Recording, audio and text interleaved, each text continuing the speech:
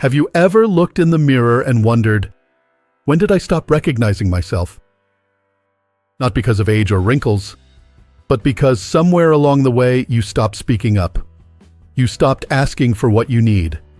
You stopped being you. Let me ask you something else. Have you ever said yes when you really wanted to say no, smiled through something that made you uncomfortable, or told yourself it's not worth the fight, just to keep the peace at home?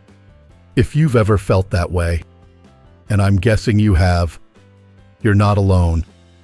For many women over 60, we were raised with one loud and clear message: be nice, be sweet, be kind, be the good wife, the good mother, the peacemaker. Keep things smooth, even if it means swallowing your words or your needs.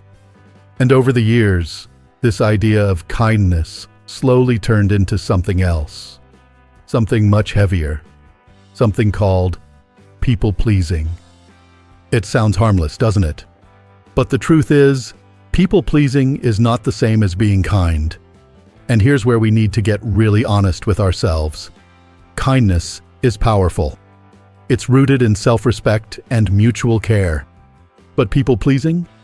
That's fear in disguise. Fear of conflict. Fear of rejection. Fear of not being loved. So what happens? You become the one who keeps giving second chances. Even when your husband doesn't deserve them, you become the one who avoids uncomfortable conversations because you don't want to seem too difficult. You become the one who sacrifices her peace, her sleep, her joy, all so someone else can stay comfortable. And what do you get in return? Resentment, exhaustion, loneliness, even when you're not alone. Let's take a moment and let that sink in. When you're constantly bending over backward to please your husband or anyone else, you're not being kind. You're betraying yourself. That's a hard truth, I know. But it's a truth that sets you free. Because here's the thing, if you want to feel respected, if you want your voice to matter, if you want to feel seen again, you can't keep living to make everyone else happy, especially not at the cost of your own dignity. I want you to imagine a woman in her 60s. Maybe she's a lot like you. She's been married for decades. She raised a family. She cooked the meals, kept the household running, held everyone else together. And yet, she wakes up most mornings feeling invisible. Not because her husband is cruel or violent, but because somewhere along the way, she stopped being herself in the relationship. She started tiptoeing. She started shrinking. She started saying, "It's okay," when it wasn't. Now she wonders why she feels so disconnected, why her needs don't seem to matter anymore, why she feels so tired, so unseen. That woman doesn't need to be nicer. She doesn't need to give more. She doesn't need to be more understanding or more forgiving or more patient. She needs to start respecting herself. And that starts by telling the truth. The honest truth about how she feels, what she needs, and what she will no longer tolerate. You see, respect isn't something you earn by being agreeable. It's not something you earn by staying quiet or forgiving endlessly or letting bad behavior slide. Respect is earned when you show that you have boundaries, when you show that you value yourself.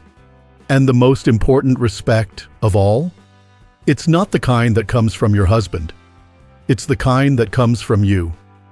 So let me ask you a question, and I want you to really sit with it.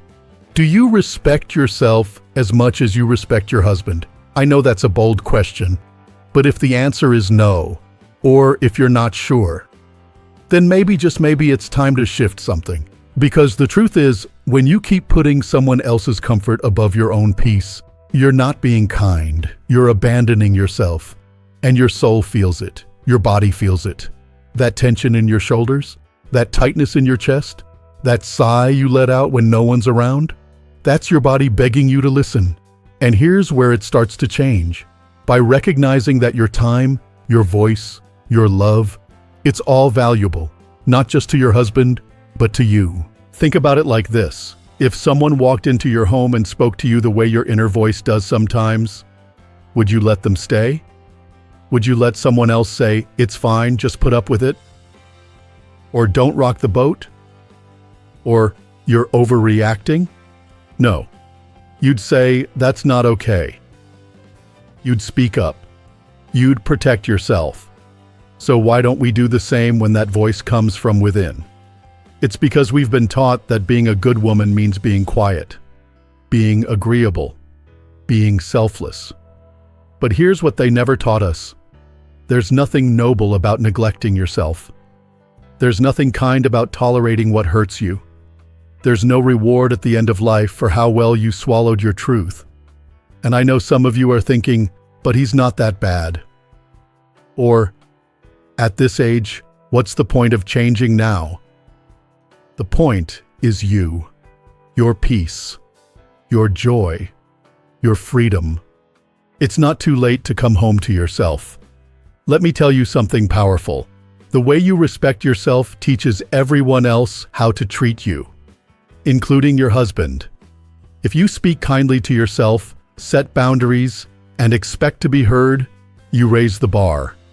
And people will either rise to meet it, or they'll walk away. But either way, you stop abandoning yourself. And I'll be honest with you, it's uncomfortable at first. You'll feel guilt when you start saying no. You'll second-guess yourself when you speak up. But that's not because you're doing something wrong. That's the old conditioning trying to pull you back. Keep going. Because the more you practice respecting yourself, the more peace you'll feel. Not fake peace, the kind where everything looks fine but feels awful. I'm talking about real peace. The kind where you don't feel like you're walking on eggshells. The kind where you can breathe deeply in your own home. You deserve that. And no, you don't have to become someone else to get there. You don't have to become cold or mean or distant. You can still be kind. But now that kindness comes from strength, not fear, from love, not obligation. It starts with small steps, speaking up when something feels off, saying no without explaining, taking a breath before you agree to something that drains you. Every time you do that, you send a message to yourself, to the world, to your husband. I matter. My needs matter. My peace matters. You've given so much. You've done your part. Now it's time to start receiving the same respect you've always given. But it starts with you. Now let's take this deeper.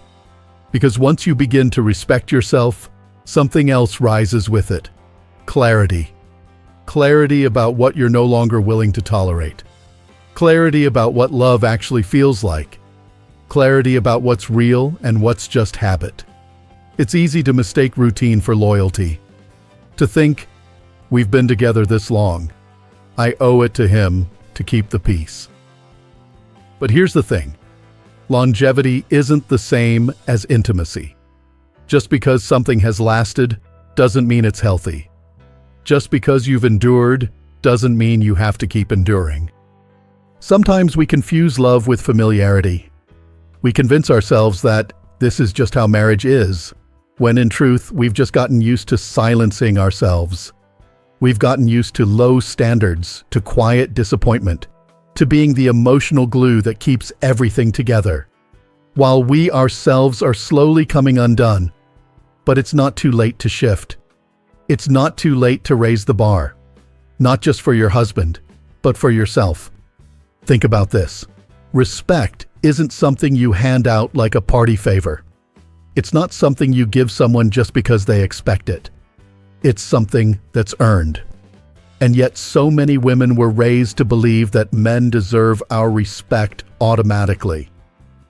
Because they're husbands, fathers, providers. But what about how they show up? What about how they treat you when no one's watching?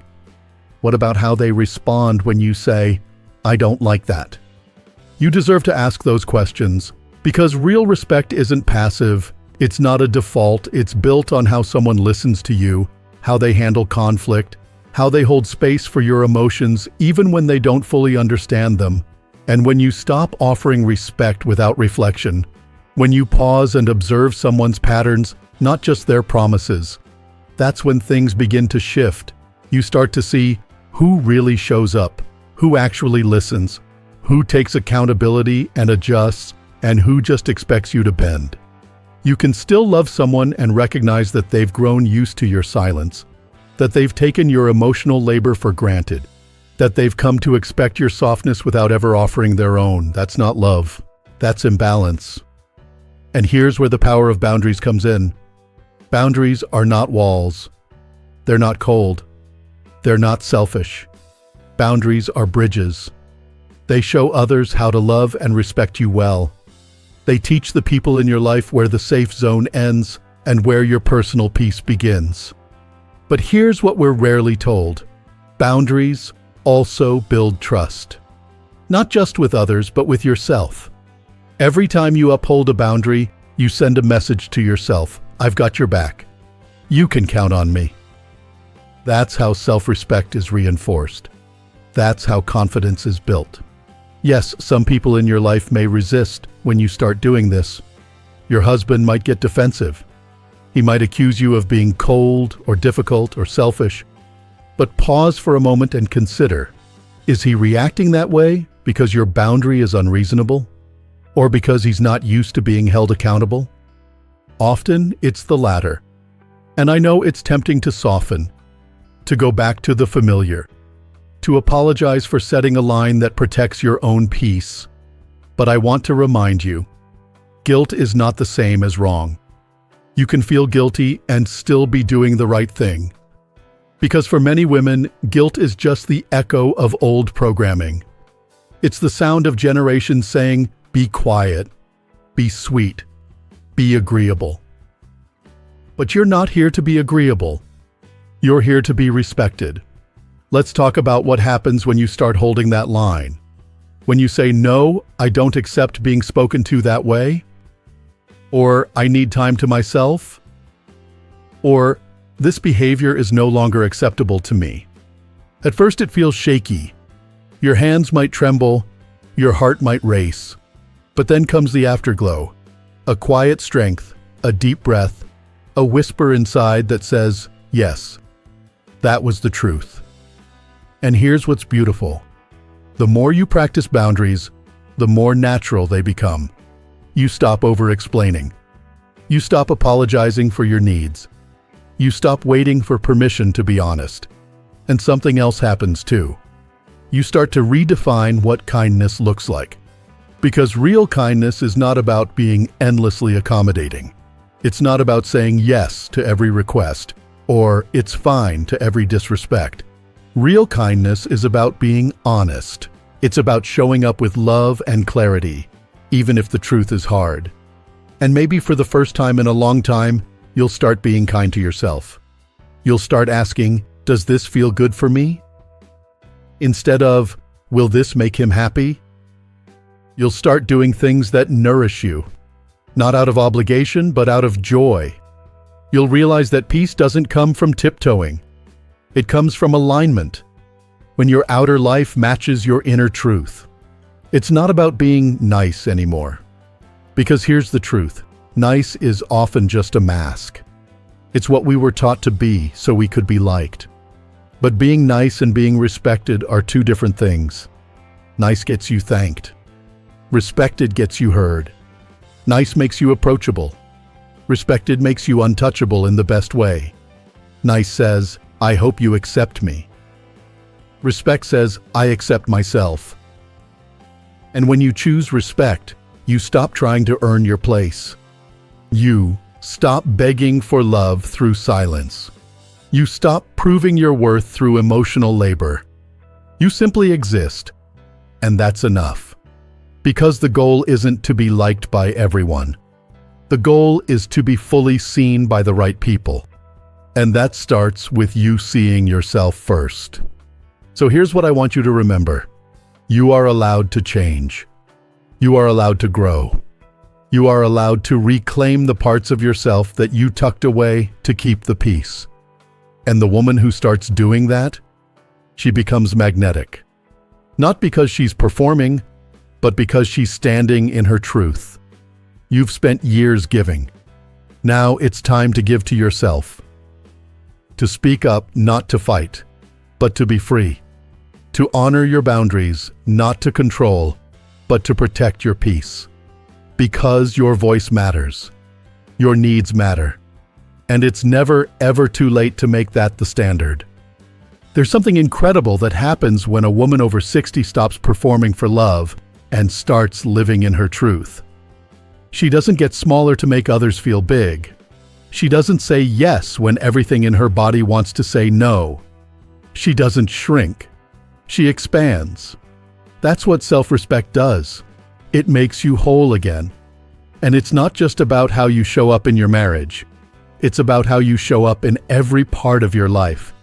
Because when you begin respecting yourself, the world starts responding differently to you.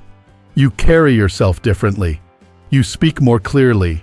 You make decisions not out of guilt, but out of alignment. You no longer give your best to people who treat you like an afterthought. You stop accepting breadcrumbs. You stop waiting for the day someone might wake up and finally see your worth. You already see it. You already feel it. And here's what might surprise you. Self-respect isn't loud. It doesn't need to shout. It's quiet, steady, unshakable. It's the calm in your voice when you say, "I won't accept that anymore." It's the peace you feel when you decide not to respond to chaos. It's the moment you stop explaining yourself to someone who never really listened anyway. That's not selfish. That's sacred. Because when you stop betraying yourself to keep others comfortable, you become powerful in a way that can't be taken from you. And yes, some people might fall away when you start showing up like this. You might notice that certain friends or even your husband pull back when you stop overfunctioning, when you stop softening your truth to make them feel better. That's not proof that you're being mean. It's proof that your silence was serving them. But the people who truly love and respect you, they'll adjust. They'll rise. They'll meet you where you are. Not because you demanded it, but because your energy called for it. And if they don't, you'll still be okay. Better than okay. Because now you're not waiting for someone else to give you permission to feel whole. You're already living it. Let's talk about what love really is. Not the love we were sold, but the love we deserve. Love is not someone saying sweet words, but never showing up. Love is not chaos dressed up as passion. Love is not disappearing and reappearing when it's convenient. Love doesn't leave you confused, anxious, or doubting yourself. Love is presence. Love is care. Love is effort. Love is listening even when it's uncomfortable.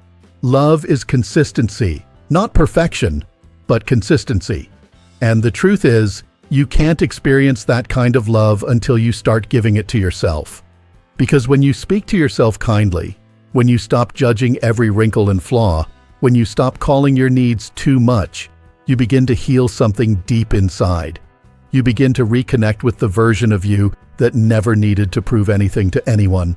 And suddenly you don't crave validation like you used to. You don't need someone to approve of your choices to feel good about them. You stop letting other people's opinions decide your worth. You become your own home. And from that place, you start making better choices. You stop accepting invitations that drain you. You stop entertaining conversations that make you feel small. You stop fighting to be seen by people who are committed to misunderstanding you. Instead, you invest in peace, in joy, in quiet mornings and deep conversations and laughter that comes from your belly. You spend time with people who fill your cup, not empty it. You rediscover the things that make you feel alive. Not as a wife, not as a mother, but as a woman. That's the shift. That's the transformation. And it's available to you now. Not in 10 years, not when someone finally gets it, but today. Start by listening to your body. What makes it tense? What makes it relax? Pay attention to your energy. Who uplifts you? Who drains you? Tune into your voice. Where have you been quiet when you should have spoken up? Those answers are your compass. They'll guide you back to yourself. And maybe, just maybe, this journey will inspire others around you too. When a woman sets a new standard for herself, she shows everyone what's possible. She teaches her children what love looks like. She models strength for her friends. She reminds other women that they're allowed to choose themselves too. So if your husband says, "You've changed," he's right. If someone tells you, "You're not as easygoing as you used to be," good. If they say, "You used to let things go," that's over now. Because you're not here to be easy to handle, you're here to be whole, to be honest, to be deeply, fully respected. And that begins with you. You deserve to feel seen, you deserve to feel heard, you deserve to feel safe in your own skin, in your own home, in your own choices. So if no one's told you this today, let me be the one. You don't need to be nice to be worthy. You don't need to be agreeable to be lovable. You don't need to be selfless to be respected. You are allowed to take up space. You are allowed to say no. You are allowed to walk away. You are allowed to demand more. And the more you respect yourself, the more the world will follow your lead. So let this be your new standard. If someone wants access to your heart, your time, your energy, they have to show they can handle it. They have to earn it. No more free passes, no more emotional discounts, no more shrinking. You are not hard to love. You are simply done being handled by people who refuse to grow. So walk tall, speak clearly, set the boundary, keep your peace, and never again mistake silence for strength. Your power is in your truth. And if you've made it this far in the video, I want you to know something else. You are not alone in this. So many women are waking up to the exact same truth you're feeling right now. And we are walking this road together, so go ahead, share your story in the comments. What did this message bring up for you? What are you ready to release? What boundary are you ready to hold? If this video spoke to you, give it a thumbs up and subscribe to our channel, Strong Elderly Life, where we explore what it means to live with strength, clarity, and dignity at every age. And remember, you are not here to be tolerated. You are here to be honored.